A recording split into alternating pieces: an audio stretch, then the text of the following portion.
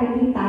Maka saudara, coba kita ingat sebentar perkataan Yesus, ya. Lukas pasal 24 ayat 49.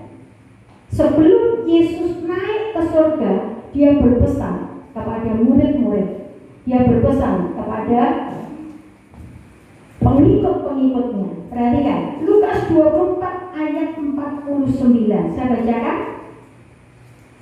Dan aku akan mengirim kepadamu apa yang dijanjikan Bapakku. Tetapi kamu harus tinggal di dalam kota ini sampai kamu diperlengkapi dengan kekuasaan dari tempat tinggi. Perhatikan baik-baik.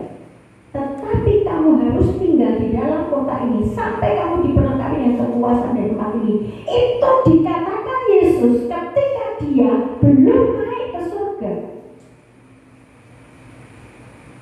Jadi berpesan kepada murid-murid untuk menunggu di Yerusalem. Itu sebabnya ketika Roh Kudus dicurahkan, murid-murid sedang berdoa di loteng atas Yerusalem. 120 murid berkumpul di sana sedang berdoa menanti kedatangan Roh Kudus. Tetapi sekarang Roh Kudus sudah ada bersama dengan kita. Amin. Nah, kita bukan hanya Roh Kudus itu diberi kepada kita lalu kita punya Roh Kudus yang hidup, tetapi karunia-karunianya juga dianugerahkan kepada kita. Nah, kalau kita merayakan perayaan Roh Kudus, saudara, maka mari kita manifestasikan karunia-karunia itu di dalam hidup kita. Yang punya bahasa roh, pakai untuk menyembah Tuhan yang sungguh-sungguh. Jangan ketika penyembahan malah saudara tidur. Ya, di sini nggak ada. Amin. Boh.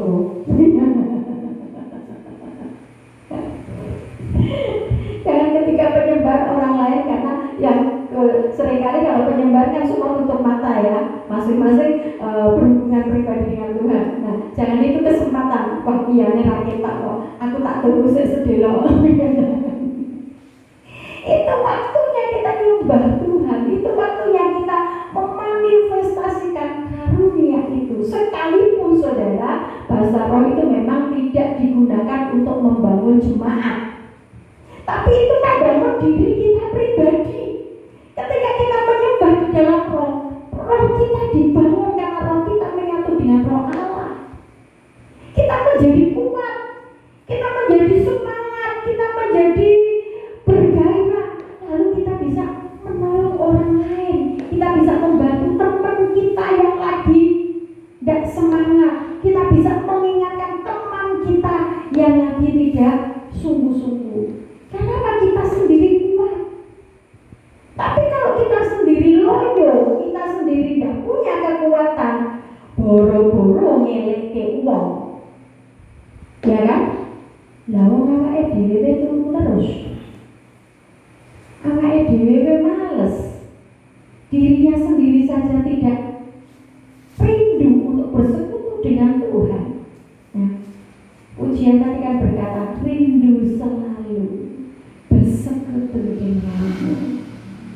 Oh, kalau Roh Kudus itu ada dalam hidup kita, saudara, ada kerinduan. Yesus Tuhan ditinggikan, dimuliakan dan naik ke surga. Dia berikan saat dia naik, dia memberikan pemberian kepada kita. Yuk kita baca. Kita kembali ke Efesus 4. Saudara perhatikan ayatnya yang ke-8. Itulah sebabnya kata Nas, tatkala ia naik ke tempat tinggi, ia membawa tawanan-tawanan. Ia memberikan pemberian kepada manusia. Woi, ini jelas disebut saudara, pemberian kepada manusia. Ketika dia naik, dia berikan Roh Kudusnya, menguatkan dan menolong selalu. Sungguh ku rindu bersekutu denganmu selamanya. Seberapa kerinduan saudara bersekutu dengan Roh Kudus dalam hidupmu? Kalau orang punya kerinduan, orang terus bersekutu dengan Roh Kudus, dimanapun dia bersekutu dengan Roh Kudus, saudara, dia akan menjadi orang yang penuh dengan gairah melayani Tuhan. Oke, kenapa tidak? Beribadah, ayo. Mempersembahkan sesuatu bagi Tuhan, ayo. Nek aku duit, buat apa? Tapi kalau orang nggak bersekutu dengan Roh Kudus, saudara, enaknya badan pelayanan apa? Apa lagi? Mempersembahkan enak pendeta enak karimangat lainnya bergaya aku rekoso ini apa kumpulnya, apa gue bangun, apa gue orang kelingan. Kita bisa bekerja karena siapa? Karena Tuhan. Kita diberkati oleh Tuhan. Kita diberkati oleh siapa? Oleh Tuhan. Coba kalau Tuhan yang melakukan sesuatu, ya, kita mau bekerja banting tulang peres keringat kayak apapun, nek Tuhan tidak ngasih saudara, ya tidak akan terjadi saudara. Amin. Banyak orang yang bekerja di perusahaan yang besar, tiba-tiba perusahaannya bangkrut. Demo apa harus bangkrut atau apa? Apa bisa? Apa boleh? Gak bisa. Oleh sebab itu saudara, kalau sampai hari ini kita menerima segala sesuatu, ingatlah ada berkat pemberian Kristus dalam hidup kita. Dan itu diberikan ketika dia naik, Roh Kudus dicurahkan buat kita. Nanti hari Minggu yang akan datang kita akan merayakannya dalam ibadah perayaan Pentakosta. Nah, sekarang kita rayakan selama 10 hari ini, kita menikmati hubungan dengan Roh Kudus, kita menikmati karunia dari Roh Kudus, kita mengalami manifestasi Roh Kudus dalam hidup kita. Bapak Ibu saudara kekasih dalam Tuhan, dan kalau kita berjalan bersama dengan Roh Kudus, hidup itu indah kok saudara. Stop, ya. Saudara mau punya duit, nggak punya duit, tapi kau bergaul dengan Roh Kudus, indah. Tapi saudara punya duit seberapa banyak pun, kalau engkau tanpa Roh Kudus, kering saudara. Isinya anaknya menterusung, tidak nyaman, tidak damai. Mari kita nikmati Roh Kudus dalam hidup kita, karena Dia ada bersama dengan kita. Ingat kembali yang dikatakan oleh firman Tuhan, tatkala Ia naik ke tempat tinggi, Ia membawa tawanan. Saya tidak sedang membahas tentang itu, tapi saya sedang menekankan Ia memberikan pemberian kepada manusia, dan itu adalah salah satunya. Amin, saudara. Nah, coba kita buka di dalam Mazmur 68 ayat 18. Di situ sudah dicatat. Artinya apa saudara? Sebelum peristiwa kenaikan Yesus lalu Roh Kudus dicurahkan saudara, kitab Mazmur sudah mencatat lebih dulu. Nubuat itu sudah diberikan kepada pemazmur untuk disampaikan kepada umat Tuhan. Mazmur 68 ayatnya 18. Yuk kita baca sama-sama. 1, 2, 3. Engkau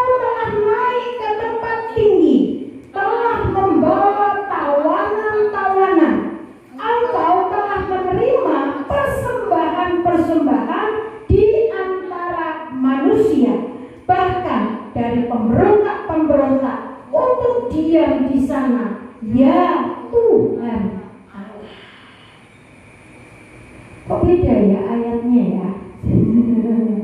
Kalau di Efesus kok Tuhan memberikan pemberian, tapi di Mazmur kok Tuhan menerima persembahan. Iki karepe piye? Ayo, piye saudara? Wah, bener ya ayatnya. Gitu? Enggak saudara. Firman Tuhan ya dan amin. Amin. Firman Tuhan itu tidak ada yang salah. Salah ya diomong salah, baik ya diomong baik, keliru ya dikatakan keliru, benar ya benar. Itu firman Tuhan.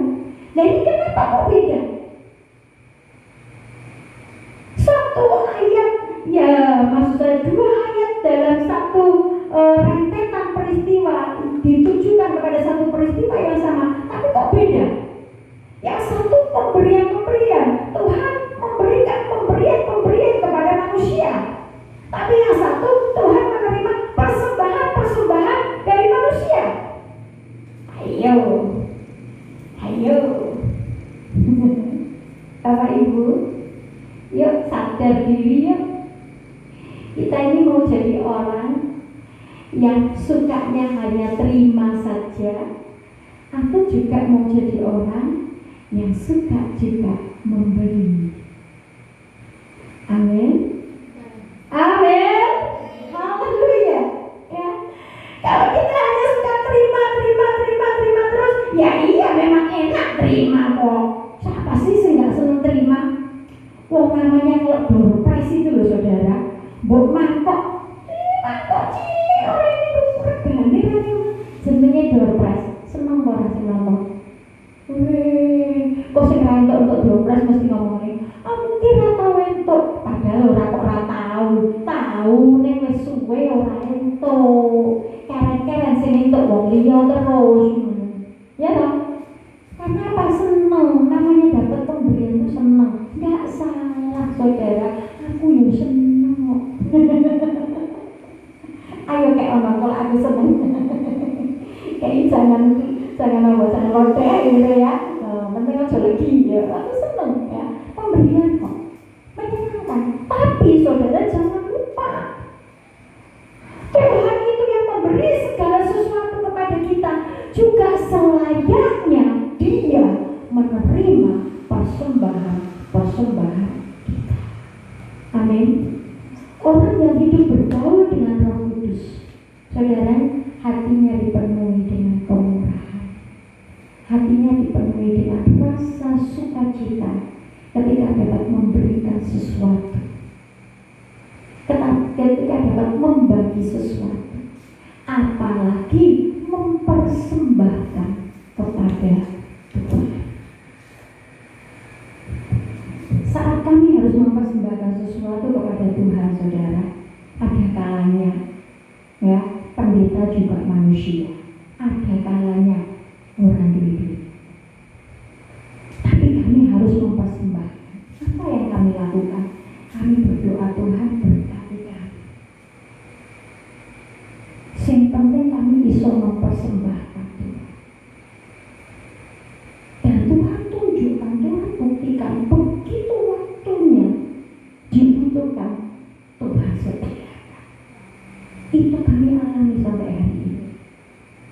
Kami hidup dengan anugerah, kami hidup dengan pemurahan Tuhan sampai hari ini. Ya, makanya kemarin hari Minggu saya saksikan. Untuk toren itu, anugerah.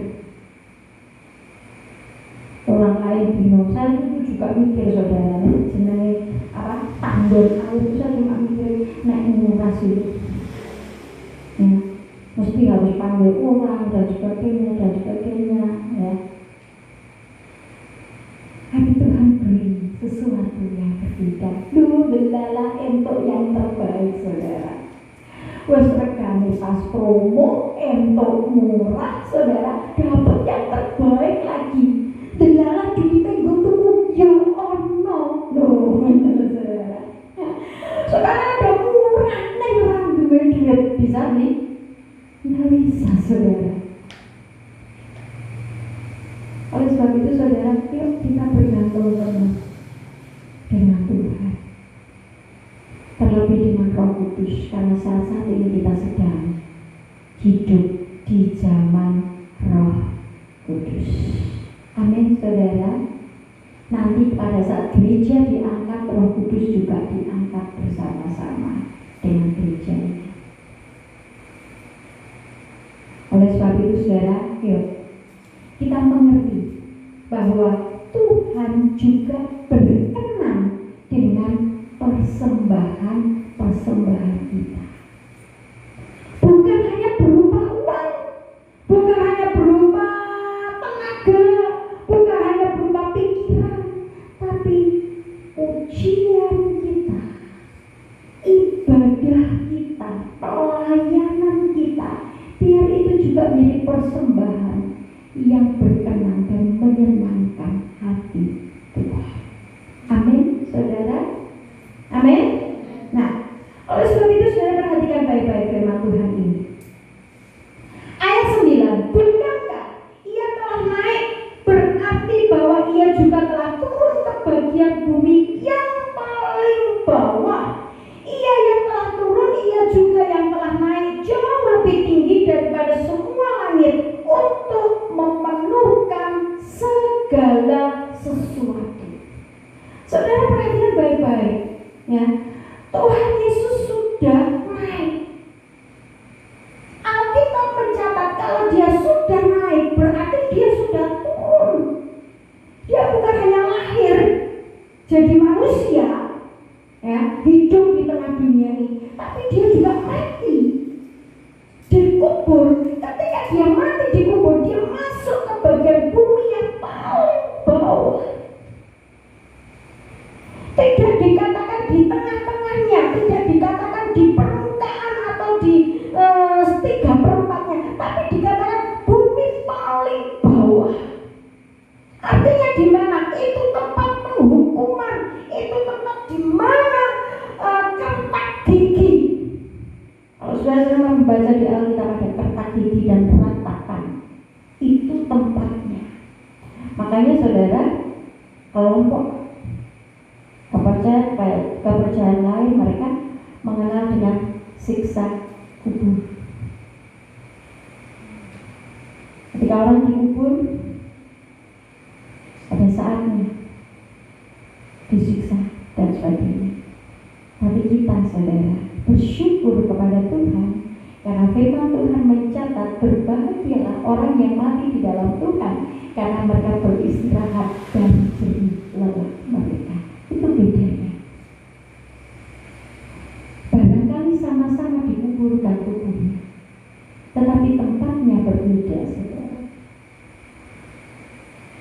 Ketika yang satu dikuburkan kemudian dibawa masuk ke bumi paling bawah, yang satu dikuburkan tetapi diangkat di tempat peristirahatan, bukan terakhir, tapi peristirahatan sementara yang disebut dengan Firdaus.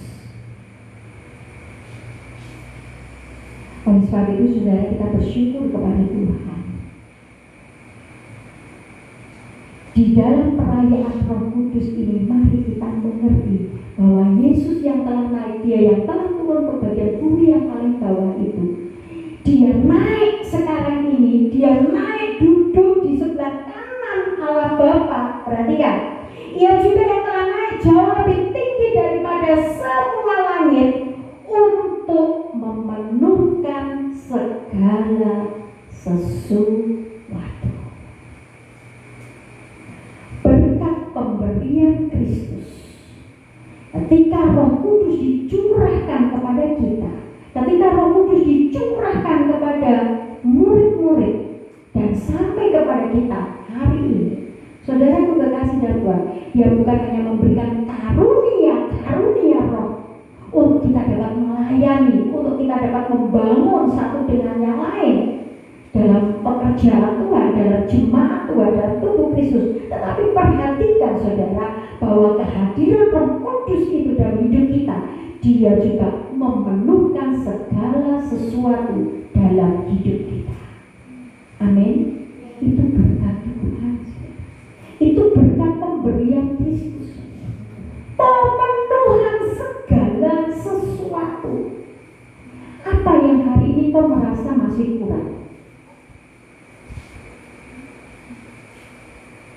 kurang sehat, kurang semangat, kurang duit, kurang apa mana? Manusia itu adanya kurang ya. Mbok dikek yo kek yo kurang. Kek isi teh malah soyo. Wah, sambat ngaruh. Tapi mari kita melihat firman Tuhan ini, saudara. Yesus yang sudah naik itu untuk memenuhkan segala sesuatu, dan itu sudah diberikan kepada kita di dalam kehadiran Roh Kudus dalam hidup kita. Ayo bergaul dengan Roh Kudus, lebih tarik lagi. Ayo bercakap-cakap dengan Dia. Jangan ngobrol sama orang lain yang membuat saudara tambah lemah, tapi coba bercerita dengan Roh Kudus. Sembah Dia, senangkan Dia. Saudaraku, saat kita banyak bersekutu dengan Dia, hati kita akan dipenuhi, saudara, dengan kehadirannya. Dan kalau Dia hadir, kalau Tuhan sendiri hadir, kalau Roh Kudus itu hadir, ada bersama dengan kita, apa yang kurang? Tidak ada yang kurang, saudara. Karena kau merasa penuh, engkau merasa cukup. Walaupun tidak ada sesuatu, engkau berkata, cukuplah Tuhan, karena engkau sudah ada dalam hidupku. Amin. Tidak ada takut, saudara. Tidak ada khawatir. Ya, semua kekhawatiran kita sudah ada di dalam Tuhan. Oleh sebab itu, saudara, saya tutup firman Tuhan malam hari ini dengan kesimpulan. Ingat bahwa Tuhan mengaruniakan karunia-Nya untuk masing-masing kita. Setiap kita punya tanggung jawab di hadapan Tuhan. Setiap kita punya bagian yang sudah ditetapkan oleh Tuhan dalam hidup kita. Jangan pernah iri sama orang lain, jangan pernah meri sama orang lain, jangan pernah lihat tuh si A, si B. Tapi mari kita berkata, Tuhan, terima kasih karena Engkau punya bagian yang terbaik untuk aku. Amin. Yang kedua, saudara kekasih dalam Tuhan, perhatikan yang baik. Roh Kudus, karunia-Nya itu nyata bagi kita. Nah, mari kita pakai, mari kita hargai, mari kita berdayakan, beri kesempatan Roh Kudus berkarya dalam hidup kita. Ya, jangan didiamkan, jangan diabaikan, tapi ajak terus bersekutu, sehingga hidupmu bergairah dan kau akan menjadi orang-orang yang bisa menjadi pelayan-pelayan Tuhan dalam hidupmu di tengah jemaat yang Tuhan percayakan. Amin. Yang ketiga, Bapak Ibu saudara kekasih dalam Tuhan, perhatikan, Tuhan yang memberi kepada kita, Tuhan juga layak menerima persembahan kita. Persembahkan yang terbaik dalam hidupmu. Bukan hanya uang saja, tapi seluruh hidup kita. Persembahkanlah yang terbaik. Jangan senang hanya ketika kita menerima sesuatu dari Tuhan, tapi mari kita, Tuhan, ajar aku untuk mempersembahkan yang terbaik bagi Engkau. Dengan hartamu, dengan kekuatanmu, dengan hidupku, dengan semua yang ada padaku, aku mau persembahkan yang terbaik bagi Engkau. Amin.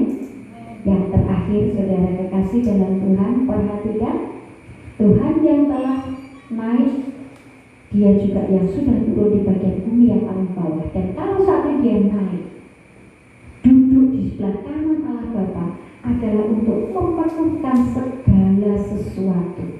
Oleh sebab itu, yang terakhir, saudara, perhatikan bahwa engkau tidak ditetapkan untuk berkekurangan, tetapi kita ditetapkan untuk mengalami pemenuhan sesuatu oleh Roh Kudus.